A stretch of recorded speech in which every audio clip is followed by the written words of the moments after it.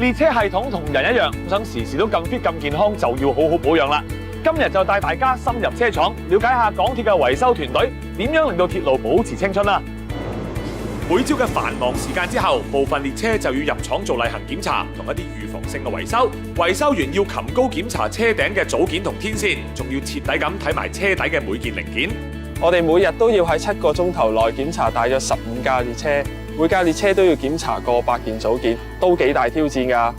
今年我哋仲特別引入一套先進嘅射頻識別技術，去監測列車嘅狀態。